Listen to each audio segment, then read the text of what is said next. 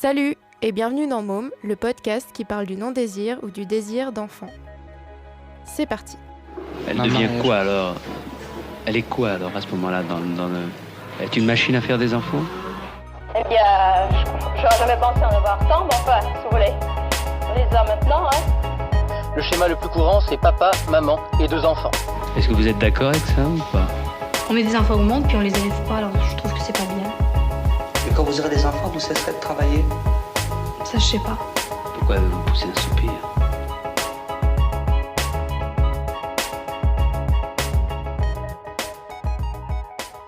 Je m'appelle Laura et une fois par mois, j'irai à la rencontre d'un être humain pour lui poser la question « Et toi, t'en veux des mômes ?» Pour ce 6e épisode, avec Olivier, on a enregistré sous une tente, à 2651 mètres d'altitude, pas loin du Vignemale, le point culminant des Pyrénées françaises. On a discuté ensemble de doutes, de relations amoureuses et de masculinité. Si l'épisode te plaît, tu peux soutenir le podcast en me mettant des étoiles ou un commentaire sur iTunes ou Apple Podcast. J'ai aussi mis en ligne une page Tipeee avec des contreparties. Bonne écoute! Ok. En fait, là, je commence par faire une psychanalyse, quoi. C'est un peu ça l'idée du podcast.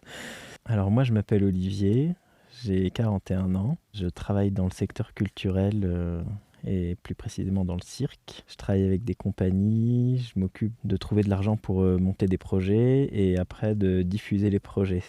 Je suis célibataire, j'ai pas d'enfant, en tout cas pas à ma connaissance. Je suis né vers Poitiers, enfin à Châtellerault, dans une petite ville pas très loin de Poitiers. Putain, du coup c'est hyper intime parce que moi quand on me pose la question de mon enfance, les choses dont j'ai envie de parler tout de suite c'est des trucs peut-être d'angoisse. Alors qu'en fait j'ai eu une enfance je pense plutôt heureuse. Enfin en fait l'enfance, si je parle vraiment de l'enfance, c'était plutôt...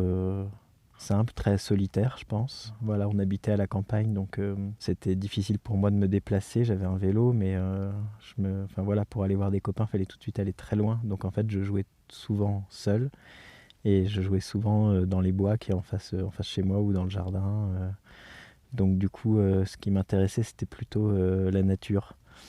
Voilà, j'ai eu une enfance très dans la nature, à construire des cabanes, aller marcher. Le truc que j'adorais, c'était de prendre des vivres, de quoi survivre, que je mettais dans un mouchoir et que j'attachais à une baguette et ça faisait un baluchon, le fameux baluchon. Voilà, ça me fait rêver les baluchons. Et du coup, on peut peut-être en profiter pour préciser que là, on est... quelque part, ça fait un lien, l'endroit où on est pour enregistrer cette émission, parce que du coup, on est dans une tente de bivouac à côté d'un refuge de montagne. Là, on n'a pas mis très longtemps pour monter, on a mis 2h30, un peu plus de 2h30. Et pour aller faire demain, monter un sommet avec un petit glacier avant. Et voilà, et l'idée c'était de faire des photos de la Voie lactée cette nuit. Bon, on verra si on arrive à faire quelque chose. Donc c'est un peu l'aventure, quoi.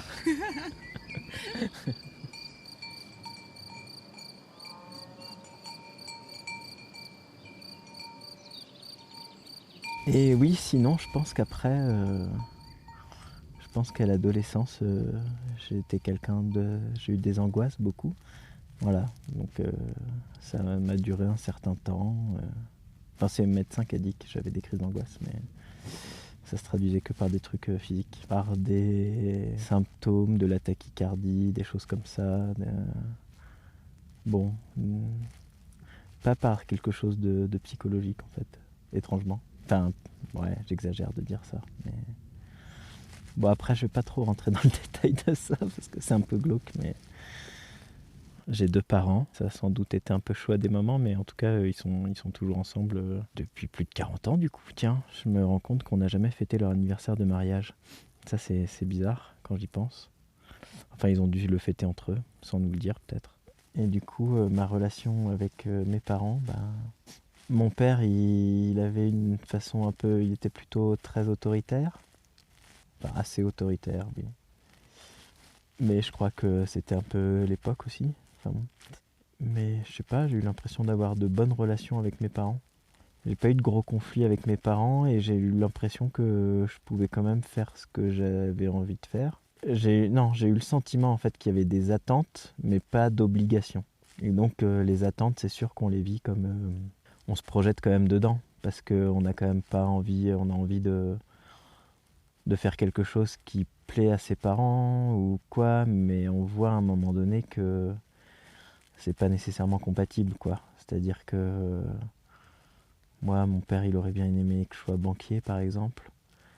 Et à un moment donné, on voit que ça va pas être possible de faire plaisir à son père, quoi, du coup. Parce qu'on ne prévoit pas d'être banquier. Et ouais, il y a un moment où, effectivement, on quitte la voie de la projection que les parents se font de la vie qu'on aura. C'est-à-dire que peut-être à un moment donné, on la suit, cette projection, comme si on naviguait dans un cours d'eau d'une rivière qu'on n'avait pas à tracer. Et à un moment donné, on se dit, tiens, je vais prendre un méandre, un autre bras de rivière là, qui part peut-être pas dans la direction attendue. J'ai grandi avec une grande sœur qui a 2 ans de plus que moi. J'avais 2 cousines, donc on partait souvent en vacances et j'étais le seul garçon parmi les enfants, au milieu de 3 filles. J'ai le sentiment qu'on se chamaillait beaucoup avec ma sœur. Et en même temps, je pense qu'elle, comme j'étais son petit frère, je pense qu'elle elle me protégeait peut-être un peu à l'école, par exemple. Ma sœur a eu 3 enfants. Elle a eu le premier assez tard, entre guillemets, en tout cas par rapport à la génération précédente. Elle a eu sa première fille à 36 ans. Et ensuite, elle a eu 2 autres filles. La deuxième est arrivée tout de suite après, 1 an après. Et la dernière va bientôt avoir 2 ans. Donc là, ma sœur a 43 ans. J'étais heureux qu'elle ait ses enfants, mais j'ai pas ressenti un truc de... Comment dire ? Comme si ça faisait un lien avec moi. Ça m'a pas projeté, moi, dans le fait d'avoir un enfant, ou de me dire, tiens, c'est l'enfant de ma sœur, donc... c'est la famille, c'est très proche, tout ça, j'ai pas, ça s'est pas matérialisé immédiatement en fait. Je crois qu'effectivement, mes parents, quand ma sœur a eu ses enfants, ça a fait, bon, c'est bien, ça y est, on est grands-parents. Donc voilà, c'est fait. Moi, j'ai pas eu le sentiment d'avoir une pression. Peut-être qu'il y a eu, oui, peut-être c'est sûrement arrivé qu'une ou 2 fois j'ai eu une réflexion du genre ah bah le prochain ce sera toi, voilà, ce genre de choses, c'est sûrement arrivé, mais moi je le vis pas du tout comme une pression, je le vis presque comme un tic de langage, quoi. Je le ressens pas comme une véritable pression sociale ou familiale pour que j'ai absolument des enfants. C'est sûr qu'avec ma sœur on a des chemins de vie du coup qui sont assez différents. Ma sœur, elle me donne un peu l'impression que c'était important pour elle de, je vais pas dire de reproduire un modèle, c'est un peu exagéré, mais en tout cas d'être dans quelque chose qui est maison, famille, que ce soit une volonté de départ ou pas, elle est dans un schéma, on va dire, que nous, aujourd'hui, on appellerait un peu classique. Et c'est vrai qu'elle habite toujours près de chez mes parents. Alors que moi, je pense qu'à un moment donné, j'ai eu envie de prendre de la distance. Ou en tout cas, même pas nécessairement comme une envie de mettre de la distance, mais plutôt une envie de me dire bah, le monde ne s'arrête pas à 30 km à la ronde de la maison familiale. Et donc... je peux partir un peu dans une autre ville. Bon, c'est pas non plus partir très loin que d'aller à Toulouse, par exemple. Aujourd'hui, j'ai l'impression que les gens bougent beaucoup plus. Et à l'époque, je me souviens que partir de Poitiers pour aller faire des études ou pour aller trouver un travail à Toulouse, et donc être quand même assez loin, ça veut dire qu'on va pas se voir tous les jours, pas toutes les semaines. C'était déjà quelque chose d'un peu pas super habituel. Dans ma famille, on avait l'impression d'un grand départ, quoi. Alors que bon, en fait, je vais juste à 4 heures de route de la maison. Mais du coup, oui, c'est vrai que moi, de base, comme ça ne m'intéresse même pas trop d'être dans un schéma familial classique. Je cherche plutôt à être dans des nouvelles formes de manière de vivre, en tout cas pas quelque chose de classique, quoi. C'est-à-dire que je me verrais plus à l'aise, par exemple, d'être en couple, mais pas nécessairement dans la même maison, ou d'être en couple, mais pas nécessairement avec une seule personne. Je dis pas que c'est nécessairement ce que je veux, mais en tout cas, je suis pas du tout fermé.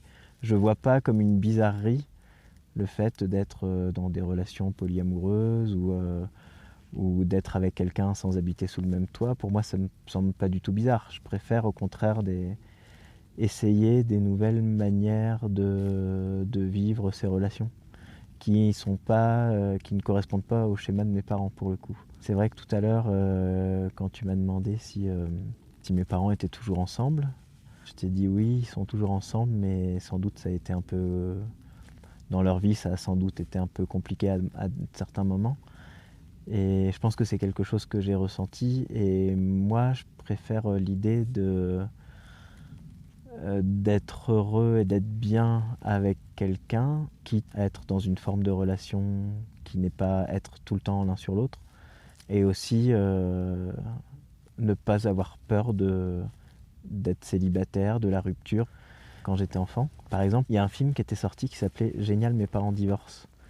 Et en fait, c'était vraiment l'époque où il y a eu une grande vague de divorces. C'est-à-dire que les générations un peu avant moi, les couples restaient très solides, je pense. Et la génération de mes parents, c'est la génération vraiment où le divorce, où il y a eu de plus en plus de divorces, quoi. Et donc d'où ce film Génial, mes parents divorcent, parce qu'il fallait dédramatiser le divorce. Et en fait, je pense que c'était un peu une génération où les gens essayaient enfin, ils avaient eu comme modèle le fait d'être en couple toute la vie, et la séparation apparaissait comme quelque chose de grave, de très grave. Enfin, aujourd'hui, les séparations, c'est devenu beaucoup plus habituel, j'ai l'impression. Voilà, donc moi, je pense, par rapport à mes angoisses, au ressenti du vécu de mes parents, je pense qu'il y a peut-être un lien aussi à chercher là-dedans, qui est que je pense que j'ai ressenti le vécu de mes parents qui ne transparaissait pas nécessairement... Enfin, ils ne nous racontaient pas leur vie intime, mais ça transparaissait que ça pouvait être compliqué, ça pouvait être parfois au bord de la rupture, mais on tient coûte que coûte parce qu'il y a des enfants, parce qu'il y a une situation, parce qu'il y a une habitude peut-être. Mais il y a toujours eu ce truc, comme une épée de Damoclès un peu du divorce. Et je pense que pour moi, ça m'a amené beaucoup à m'interroger sur qu'est-ce que c'est que d'être heureux dans une relation à l'autre, quoi. Enfin... Et du coup, on va commencer, là ça va être la partie question. Toi du coup, est-ce que tu veux des enfants ? Alors en fait, moi je sais pas si je veux des enfants. J'ai pas une décision absolue. Là maintenant, c'est une question à laquelle j'ai ma partie rationnelle qui pourrait donner des éléments de réponse. Ma partie rationnelle, elle dirait je suis pas sûr que il faille faire des enfants. Je sais pas comment sera le monde dans 50 ans, les problèmes écologiques, ce genre de choses. Moi, m'amène plutôt à penser que j'ai pas nécessairement envie d'avoir des enfants. J'ai pas une situation qui ferait que je trouverais simple d'avoir des enfants. Je suis pas sûr aussi, là maintenant, que j'ai envie de consacrer du temps à m'occuper d'enfants. Je ressens pas aujourd'hui un truc comme l'idée d'un grand plaisir à... Voilà, comme je te disais, les enfants de ma sœur, ça me stresse un peu.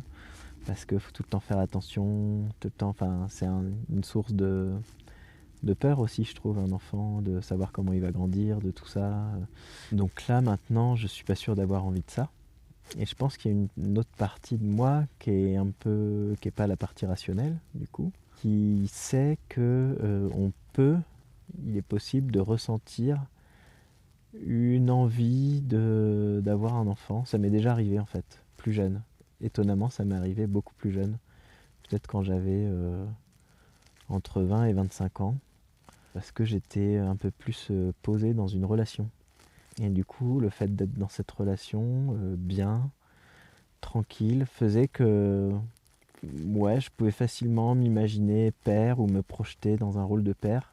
Et c'est assez étrange, alors je ne sais pas si c'est un schéma psychologique de reproduction de quelque chose ou quoi, alors que j'étais pas non plus dans une stabilité. Enfin, j'étais étudiant, donc j'étais pas dans la vie active, je gagnais pas d'argent et tout ça, mais ça me paraissait évident à l'époque que quand je sortirais des études, que je trouverais un travail très vite, sans doute, je serais en situation de faire des enfants. En tout cas, ça me paraissait évident que j'en aurais l'envie à cette époque-là. Et en fait, les choses ont complètement changé, le monde a complètement changé, nos façons de vivre ont complètement changé, et ma façon d'envisager des relations amoureuses a complètement changé aussi. Du coup, l'idée d'enfant est devenue secondaire et même est passée, a été oubliée, quoi. C'est plus quelque chose auquel je pense. Pour toi, ça serait quoi ta vie avec ou sans enfant ? Et comment tu l'imagines, comment tu t'imagines avec ou sans enfant ? Alors pour moi, la façon dont je me projette avec des enfants, c'est vraiment dans la transmission de savoir ou de certaines expériences, partir en montagne avec un enfant ou des choses comme ça, mais c'est une transmission de quelque chose. C'est toujours un peu étrange parce qu'on se dit, quand on a un enfant, qu'évidemment il faudra qu'il vive par lui-même, qu'il apprenne des choses par lui-même. On n'a pas envie de façonner quelqu'un, en fait, quelque part. C'est-à-dire que j'ai pas envie de me dire que mon enfant est ma créature, quoi. C'est-à-dire et mon Frankenstein ou je sais pas quoi, mais enfin j'ai pas envie de me dire que mon enfant sera quelqu'un que j'aurais complètement façonné, à qui j'aurais inculqué des valeurs, qui sera un clone. Non, sinon on a le sentiment qu'on n'a pas donné naissance à un être libre. Mais en même temps, j'ai quand même envie d'être dans la transmission, moi, d'un maximum de savoir qui lui permettra après d'avoir une intelligence, de choisir, de réfléchir, et puis de ne pas être un abruti, en fait, surtout ça. Mais je pense que moi, la relation avec mon père, c'était ça, je pense. Je dis plus avec mon père qu'avec ma mère, parce que je pense que mon père avait un truc vraiment particulier, c'est que lui, il avait été un élève modèle. Il était premier de sa classe dans plein de matières et tout ça. Et du coup, c'est quand même quelqu'un qui a une culture énorme. Et donc, pendant les repas, les dîners, tout ça, il prenait tout le temps de nous raconter quelque chose, que ce soit beaucoup d'histoire, de géopolitique ou de choses comme ça, des sciences aussi, pas mal. Voilà, enfin en tout cas, on pouvait passer tous les repas à tout le temps poser des questions, nous. Parce que mon père, il avait tout le temps des réponses à nous donner sur plein de choses. Et du coup, ça, c'était vraiment génial. Je pense qu'il ne m'a pas du tout façonné, mais qu'il m'a appris la curiosité. Et je crois que c'est ça qui est plus important. Ma mère, moi je pense que j'étais très proche de ma mère, surtout petit, très fusionnelle, quoi. Ouais, elle était fusionnelle avec moi, je sais pas trop, mais du coup on est plus dans un rapport affectif, quoi. Et même encore aujourd'hui, je parle plus facilement à ma mère de plein de choses. Les dates de péremption, par exemple. Je veux dire, j'appelle ma mère. Quand je sais pas si la viande au frigo est encore bonne, je demande à ma mère comment ça marche. Donc... Ah, elle est bien cette position. Ouais, tu vois, Ouais, je l'ai pas quitté depuis le départ. Je comprends. Ok. Et du coup, on part sur la partie où tu parles de ta vie sans enfant. En fait, je pense que ma vie sans enfant, c'est une vie où je me questionne de qu'est-ce que je vais transmettre. Alors c'est un peu, j'enfonce des portes ouvertes parce que Je pense que voilà, c'est un peu facile de dire qu'est-ce que je vais laisser derrière moi, ce genre de phrases toutes faites. Mais en tout cas, moi, je pense qu'il y a toujours eu un truc de transmission. Je me suis jamais vu prof, parce que je pense que j'aimerais pas être dans une classe, par exemple. Mais pourtant, je pense que enseigner, c'est un truc qui me plaît, plutôt à des petits groupes. Quand j'étais plus jeune, je donnais des cours de maths quand j'étais à la fac, et en fait, j'ai vachement aimé ça. Mais après, au-delà de ça, je veux dire, ma vie sans enfant, c'est une vie où je prends beaucoup de temps pour moi ou pour des personnes que je rencontre, ou des amis ou des amours. Mais en tout cas, je trouve ça chouette de s'occuper de soi, en fait. C'est une vie, du coup, je suis pas stressé par ça aussi, par le niveau à mon sens, de stress et pas seulement de stress, d'implication. Moi, quand je vois ma sœur, je me dis, ben oui, c'est sûr que quand on a des enfants, toute la vie est réglée autour des enfants. Là, je les ai rejoints un peu cette année. Ils sont allés faire quelques randonnées dans les Pyrénées. Je les ai rejoints. C'est sûr que du coup, il faut faire pas plus de 2 heures. Il faut être descendu à telle heure parce qu'il faut vraiment qu'ils mangent. Après, il y a une sieste. Donc toute la vie est réglée autour de ça. Même quand on est en vacances au bord de la mer, il y a vraiment les horaires, quoi. En tout cas, jusqu'à un certain âge, il y a vraiment ces questions d'horaire. Et pendant pas mal d'années, il faut régler sa vie autour de la vie des enfants. Et ça, je trouve ça quand même très contraignant. Donc ma vie sans enfants, c'est déjà ma vie sans toutes ces contraintes. Mais du coup, c'est bien, c'est que c'est les enfants de ma sœur. Donc c'est de temps en temps, et c'est pas tout le temps. Et le reste du temps, bah, moi j'ai ma vie sans enfants, qui est une vie où j'ai pas les contraintes quand même. Parce qu'il y a quand même beaucoup de contraintes. Et je trouve qu'une vie sans enfants, c'est quand même une vie assez plaisante.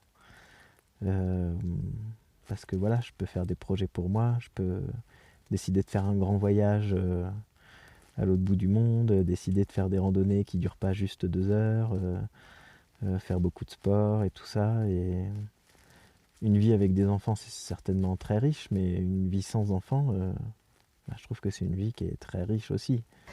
Alors, après la ménopause, les femmes ne peuvent plus donner la vie. Les hommes, eux, peuvent être pères de la puberté à leur mort, du moins en théorie, et pas à n'importe quel prix, car on sait aujourd'hui qu'il existe aussi chez les hommes une horloge biologique, bien que celle-ci ne soit pas aussi brutale que celle des femmes. Pour toi, est-il possible de devenir père à n'importe quel âge ? Alors je sais pas jusqu'à quand c'est possible pour moi d'être père, j'ai pas vraiment réfléchi à la question.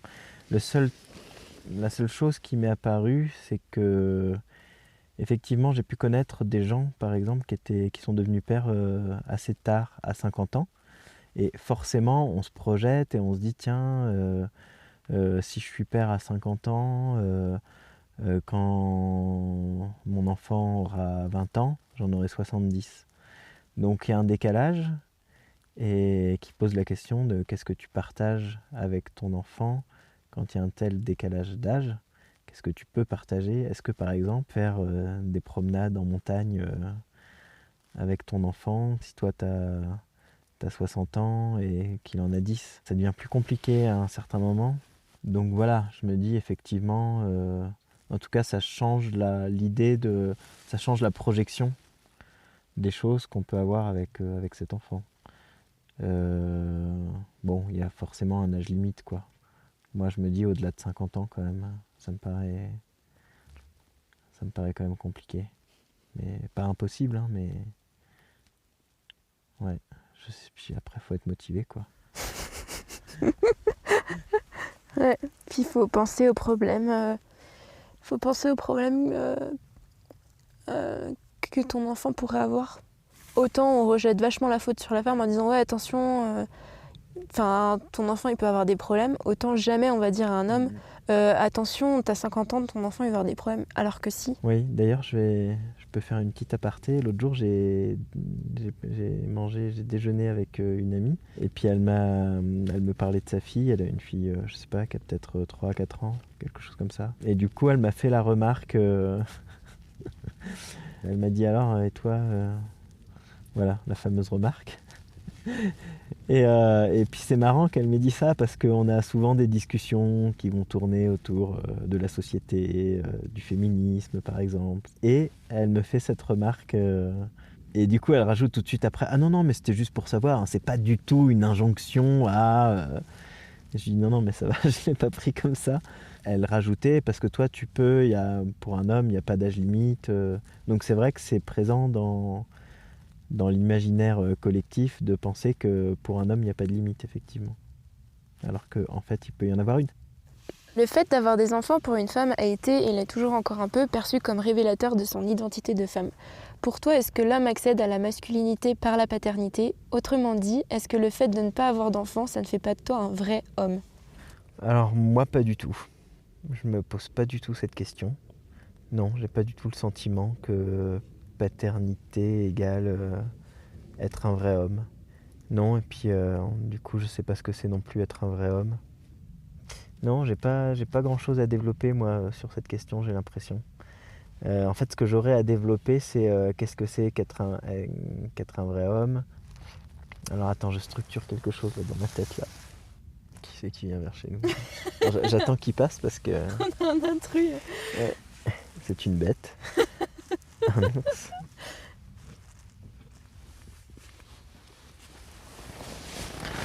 Ok, alors je vais faire un écart par rapport à la question de la paternité sur la question de ce qu'est être un vrai homme. Bon, c'est une question en ce moment qui est beaucoup soulevée, les masculinités, les nouvelles masculinités, voilà, tout ça en lien avec les mouvements féministes. Et moi, là-dedans, il y a quand même quelque chose qui m'a frappé. C'est sur ces questions de qu'est-ce que la virilité, par exemple. J'ai lu le livre d'Olivia Gazalet, Le mythe de la virilité, un piège pour les deux sexes. Dans ce livre, elle explique que la virilité, c'est quelque chose qui est venu des hommes et c'est une sorte de piège que les hommes ont créé et qui s'est retourné contre eux, en quelque sorte. Et dans son livre, jamais elle aborde la question de la virilité, de ce qu'est être un vrai homme dans le regard des femmes. Et en fait, ça, c'est quelque chose qui, moi, dans mon expérience personnelle, par exemple, je pense que les hommes s'interrogent aujourd'hui sur ce qu'est un vrai homme par rapport à la question de mais qu'est-ce que les femmes attendent des hommes pour qu'ils soient de vrais hommes. Et c'est une question qui n'est jamais soulevée.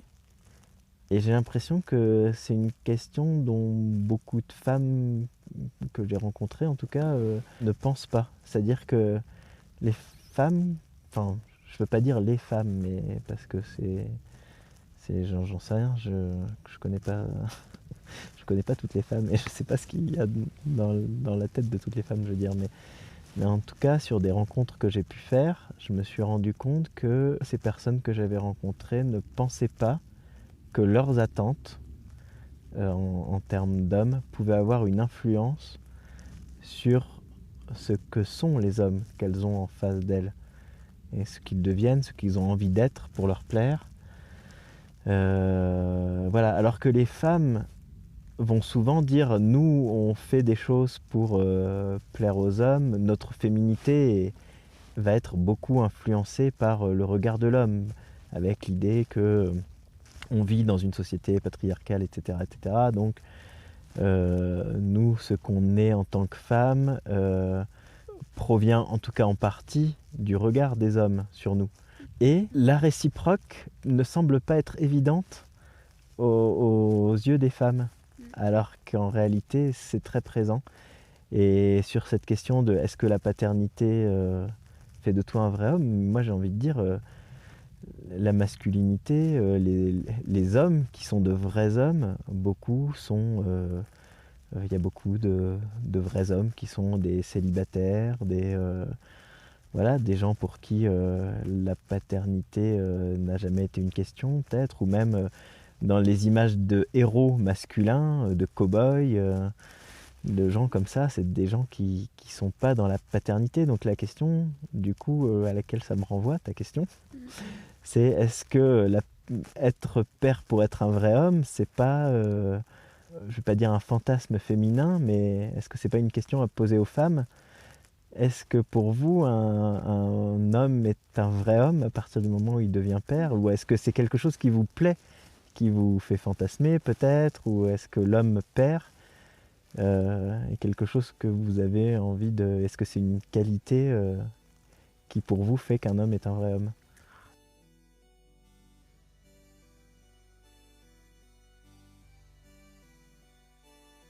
L'hypothèse de ce livre est que le malaise masculin est réel, mais qui ne résulte pas tant de la récente révolution féministe, processus loin d'être achevé, que du piège que l'homme s'est tendu à lui-même, il y a près de 3 millénaires, en accomplissant la révolution viriarcale qui fit de lui le maître absolu de la femme, révolution qu'Engels qualifiera de grande défaite historique du sexe féminin.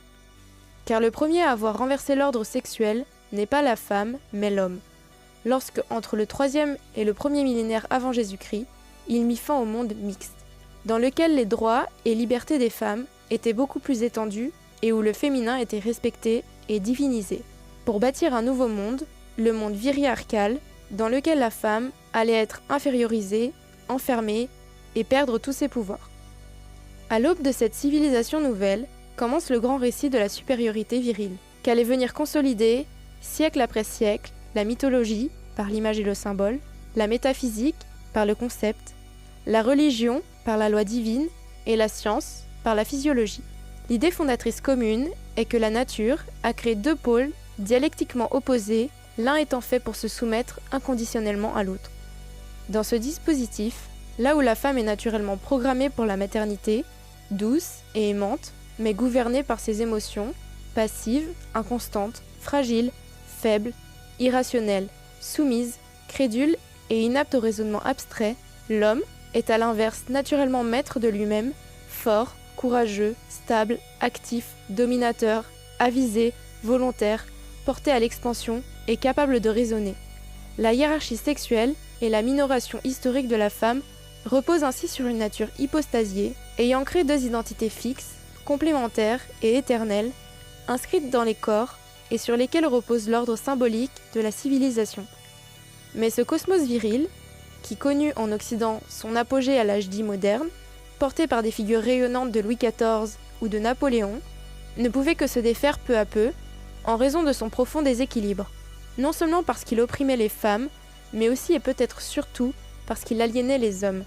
Et c'est sous l'effet de sa propre logique interne qu'il est entré depuis la fin du XIXe siècle dans une phase crépusculaire. Aussi, n'est-ce pas à la fin des hommes que nous assistons aujourd'hui, et tant mieux, mais au déclin du système viriarcal et à la déconstruction du mythe viril, élaboré par l'homme pour son propre malheur autant que pour celui de la femme, car ce n'est pas elle qui a émasculé l'homme, il s'est automutilé en tombant dans son propre piège. Certes, le féminisme a bousculé l'hégémonie masculine, il serait absurde de le nier, mais celle-ci a surtout été ébranlée par des transformations sociales et économiques plus vastes, qui ont discrédité ou rendu encore plus problématiques les valeurs érigées comme viriles, la force, le combat, la puissance. Il s'agit donc d'une crise du modèle normatif de virilité, davantage que d'une crise des hommes ou du masculin. Et si le terme de crise est compris dans son sens littéral de mutation, de transformation, alors il faut sans aucun doute se réjouir si cette crise conduit à la remise en cause des normes viriles, car les hommes, comme les femmes, ont toujours souffert de s'y trouver enfermés. Le mythe de la virilité par Olivia Gazalet. En tant qu'homme, tu peux me raconter un peu quel est le rapport des hommes par rapport au sujet de la paternité ou non-paternité, et est-ce que vous en parlez ? Alors moi j'en parle très peu de la question de la paternité avec des amis hommes.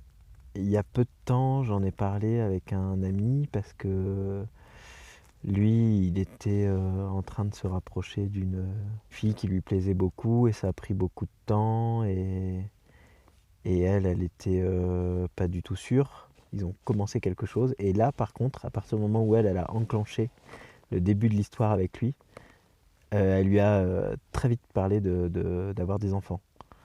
C'est venu très rapidement, mais quand je dis très rapidement, c'est à partir du moment où ils ont commencé à sortir ensemble, c'est venu dans la semaine qui a suivi, quelque chose comme ça.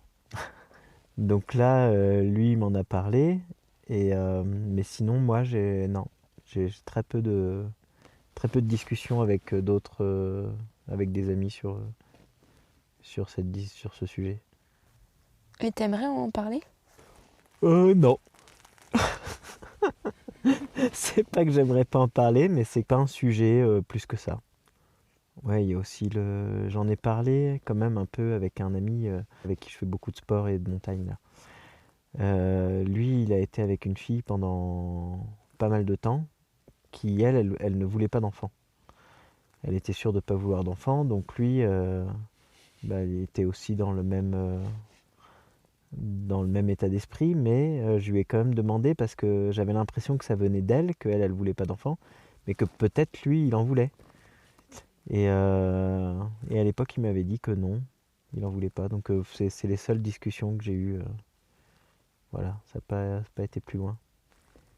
Par rapport au sujet de faire des enfants ou pas, est-ce que toi tu ressens une pression sociétale? Est-ce qu'on te pose des questions? Moi, ça peut m'arriver qu'on me demande, mais je ressens pas une pression sociétale, quoi. J'ai pas l'impression qu'on vit dans une société où il y a une si énorme pression que ça pour faire des enfants. Je pense qu'il y a plus de pression sur les femmes du fait de la fameuse horloge biologique. Plein de gens qui vivent avec cette idée que il faut vite se dépêcher pour une femme de faire des enfants parce qu'après ce sera plus compliqué, etc.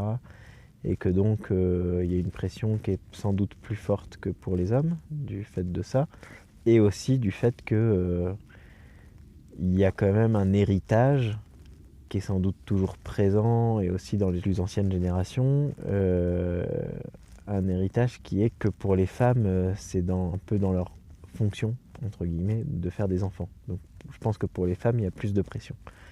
Mais pour moi, non, on me pose la question, évidemment, plutôt les grands-parents qui sont dans des schémas, qui ont des modèles de vie familiale plus anciens, se posent la question de savoir, tiens, lui, il a 40 ans, il a toujours pas d'enfant, c'est pas normal, c'est bizarre.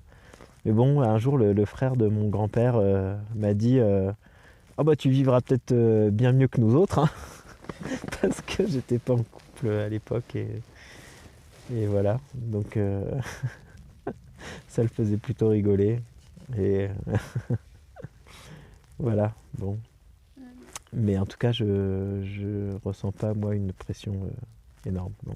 Parce qu'au-delà de la pression de l'horloge biologique, il y a aussi cette idée que tu peux pas être épanoui sans enfant, en fait. Oui, alors ça, c'est... alors étrangement, on va revenir sur ma sœur. J'ai entendu dire un jour un truc fou. Ma sœur, visiblement, s'épanouit avec des enfants, et moi je suis hyper heureux pour elle qu'elle soit heureuse d'avoir fait des enfants. Mais je sais que ma sœur, parce que je l'ai déjà entendu s'exprimer là-dessus, trouve un peu anormal qu'une femme ait pas envie d'avoir des enfants. Et ça m'a beaucoup surpris, parce que je me suis dit, peut-être que elle est épanouie avec des enfants, mais je pense qu'elle a le recul de se dire moi je suis épanoui parce que c'est un truc qui me plaît, mais je conçois qu'il y ait des gens qui soient pas là-dedans, à qui ça plaise pas. Et en fait, j'ai entendu dire quelque chose d'assez inverse.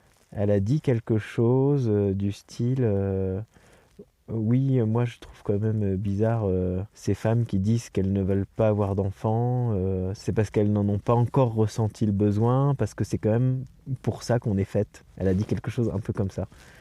Et du coup, c'était hyper choquant pour moi à entendre. C'est étrange, hein? Ouais. Ok. Est-ce que tu es et est-ce que tu as été amoureux? Ah oui. Ah oui. Mon grand problème, c'est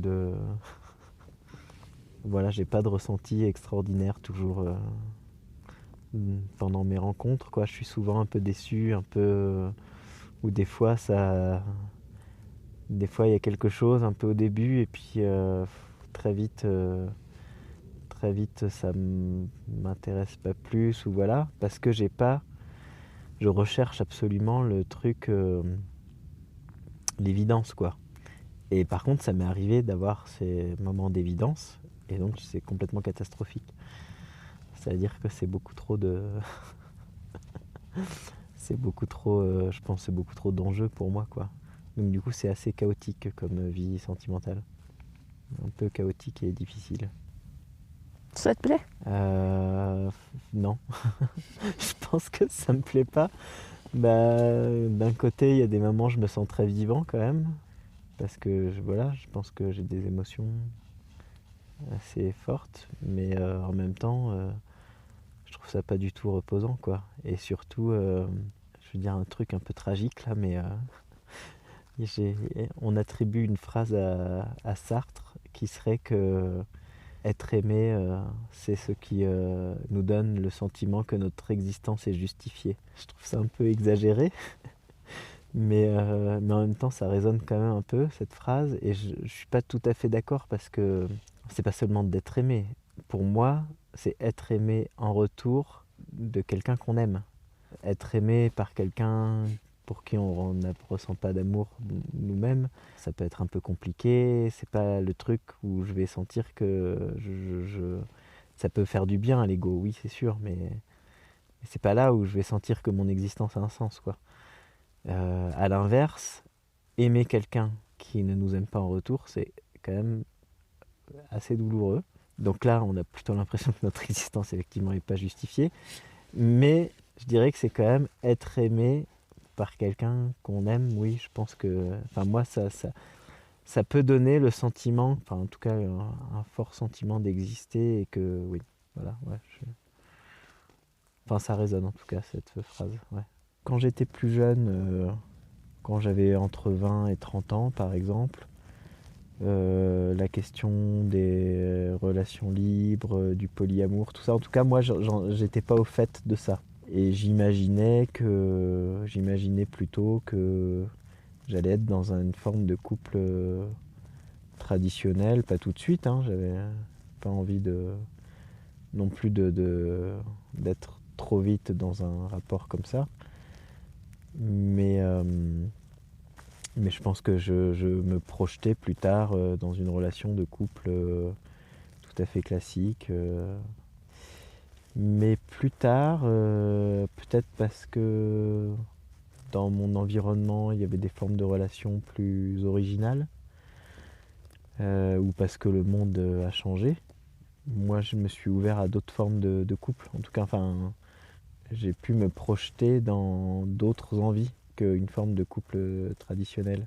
Soit dans une forme de relation ouverte, où on peut aimer quelqu'un et puis avoir des histoires ailleurs, soit dans des choses comme le polyamour ou voilà, enfin en tout cas je pense que tout ça c'est complètement possible, et que c'est pas du tout un frein à une vie amoureuse épanouie, quoi. Enfin en tout cas je pense qu'il n'y a pas qu'un seul modèle. Mais après ça me questionne aussi sur ce dont on parle, l'amour, c'est-à-dire que moi j'ai pu vivre des choses passionnelles, et en même temps j'ai l'impression que effectivement l'amour comme on l'entend nous, c'est un peu une légende, quoi, une jolie légende, c'est un peu le Père Noël finalement. On croit au Père Noël, quoi. Mais du coup ce qui m'amène à penser que mes états passionnels sont en réalité des états pathologiques, hein. Je veux dire, je pense qu'il faut que j'arrête ça.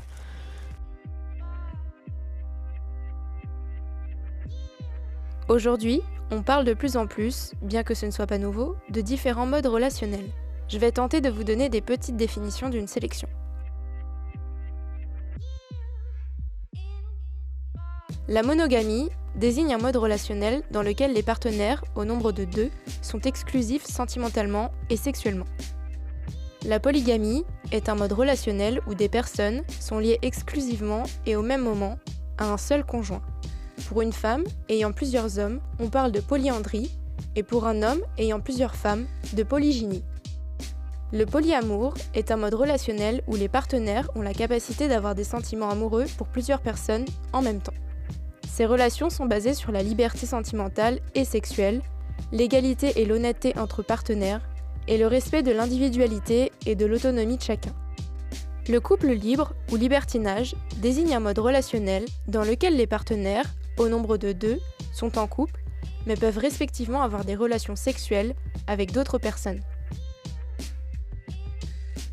Bien entendu, ces définitions sont assez générales et il existe bien d'autres schémas, comme la bigamie, le trouble, etc. Les schémas sont multiples et complètement personnels, le tout étant d'être dans une ou des relations saines et épanouissantes. Pour cela, la communication sur les besoins de chacun est importante et il ne faut surtout pas se forcer. Si le sujet vous intéresse, j'en profite pour évoquer un podcast que j'aime beaucoup, de Lorraine Marie, Amour pluriel, et qui traite justement des non-monogamies. Les 3 dernières questions que tu attends avec impatience, avec le recul que tu peux avoir aujourd'hui sur ta vie, est-ce qu'il y a des choses que tu aurais fait différemment ? Alors je trouve toujours étrange cette question de est-ce qu'il y a des choses que tu aurais fait différemment ? Je pense que il n'y a pas des choses que j'aurais fait différemment, non, parce que les choses que j'ai faites au moment où je les ai faites, c'est parce que j'étais comme ça sur le moment. Donc on ne peut pas refaire différemment pour moi, selon moi, c'est des choses... Mais par contre, on peut se dire, est-ce que j'aurais aimé que les choses soient différentes ? C'est-à-dire, est-ce que j'aurais aimé être différent à un certain moment pour appréhender la vie d'une autre manière ? Ça, je pense que oui. Quand j'étais au collège, au lycée, j'étais un peu perdu. Ou plutôt, c'est pas que j'étais perdu, je pense qu'il y avait plein de choses qui m'intéressaient beaucoup et pour lesquelles je me disais c'est inaccessible. Et je pense que là-dessus, mes parents, pour le coup, m'ont pas encouragé à voir que tout était possible. Mon père m'a ouvert à de la curiosité, comme je disais tout à l'heure, mais pour lui, tout était très compliqué et impossible. C'est-à-dire que faire tel métier, devenir aventurier, mais non, mais c'est impossible. Non, mais c'est impossible de devenir banquier. Voilà. Aventurier, c'est pas possible, c'est pas un métier. Par exemple, moi, si j'avais voulu faire un métier en pleine nature, dehors et tout ça, en fait, il y avait plein de choses possibles. Il y a des milliers de métiers. Mais pour mon père, bah voilà, je lui disais, tiens, je ferais bien un métier dans la nature et tout. Et là, bah, lui, il pouvait me dire, bah, ah oui, si tu veux, tu peux faire l'école d'horticulture de Versailles, mais il faut que tu sois premier de ta classe. C'est tout de suite les grandes écoles. Bon, bah, là, je suis pas premier de ma classe, je suis pas nul, mais je suis pas non plus le premier de la classe. Donc, bon, bah, c'est impossible alors. Voilà, donc en fait, aujourd'hui, avec le recul, je me rends compte que à 20 ans, même si on a fait tel bac ou quoi, ou qu'est-ce, en fait, tout est possible, en vrai. Tout. On peut tout faire. Donc là, même moi, à 40 ans, je me dis, je vais peut-être changer de métier. Bah moi, je me dis, ouais, peut-être je vais passer un diplôme d'ingénieur, quoi. Je pense pas que c'est impossible. Je pense que c'est complètement possible. Il faut de la volonté, profiter de quelques opportunités pour faire financer des formations, bien se renseigner sur ce qu'il y a. Bon, moi, je sais pas si je veux faire une école d'ingénieur, mais par exemple, comme on va voir un glacier demain, je peux te dire là que ça m'intéresserait de devenir glaciologue. Et ben, il y a des études, il y a un master à Grenoble. On peut devenir glaciologue. Je pense que c'est possible à 40 ans. Voilà, en tout cas, s'il y avait des choses que je pouvais refaire, ce serait de voyager dans le passé et de dire à mon moi petit, écoute, en fait, ça, ne te dis pas que c'est impossible, c'est possible. Et peut-être que du coup, je me serais lancé vers des objectifs qui m'auraient plus plu. Ok, je commence à avoir des crampes. Avant-dernière question. Est-ce qu'il y a quelque chose que tu aimerais dire aux personnes qui nous écoutent ? Alors, tu sais, j'écoute une chaîne internet qui s'appelle Thinkerview. Je sais pas si je peux en parler. Bref, donc j'écoute une chaîne internet qui s'appelle Thinkerview et à la fin de chaque interview, la dernière question qu'ils posent à tous les interviewés, c'est est-ce que tu as un message pour les nouvelles générations ? Voilà, et les gens ont toujours des super idées. Mais à mon avis, ils y ont réfléchi avant. Hein. Et là, non, j'ai pas d'idée. Voilà, c'est ça que je veux dire aux gens qui nous écoutent, c'est que je suis souvent à court d'idées. Donc, Désolée. voilà, désolé. Du coup, c'est la dernière question. Ouais. Olivier, est-ce que tu es épanoui? Alors, c'est la fameuse dernière question. Je savais qu'elle existait. Alors, je dirais que je ne peux pas donner une réponse globale parce que je vais donner une réponse rationnelle qui est que j'ai le sentiment qu'on ne peut pas dire qu'en fait on a différents aspects de nos vies. Donc on a certains domaines, le professionnel, le loisir, voilà, et d'autres aspects. Et je pense que je me sens épanoui par rapport à certains aspects de ma vie et que je ne me sens pas nécessairement épanoui par rapport à d'autres aspects de ma vie. Voilà. Mais lesquels et lesquels? Et moi, je suis pas obligé de répondre. Hein. Non, mais du coup, c'est ce qui me permet cette réponse rationnelle, c'est ce qui me permet de ne pas donner la réponse émotionnelle. Quoi. Je sais pas, j'ai l'impression qu'on est épanoui tant qu'on a des envies et qu'on veut réaliser des choses. En fait, c'est pas... Ouais, c'est peut-être l'envie de réaliser des choses qui fait que je me dis qu'on est épanoui. Alors pour certains, c'est avoir des enfants. Et puis pour d'autres, ça passe par autre chose. Voilà. Et du coup, tu ne veux pas redonner la réponse émotionnelle? C'est, comment on dit, c'est out of record. C'était Môme de Laura Bois, réalisé par elle-même avec sa propre voix et ses petits moyens. Merci à Olivier d'avoir participé à cet épisode, je sais que c'était pas un exercice simple. On se retrouve dans un mois pour un épisode normalement un peu plus tranché, et je t'en dis pas plus. Tu peux écouter le podcast sur la plupart des plateformes audio comme Encore, iTunes, Spotify, Deezer, YouTube et plein d'applications podcast. N'hésite pas à me contacter si tu as envie de partager ton histoire, et tu peux me retrouver sur Instagram @mom_podcast, Twitter @mompodcast ou par mail mompodcast@gmail.com. À bientôt. Et toi, t'en veux des mômes ?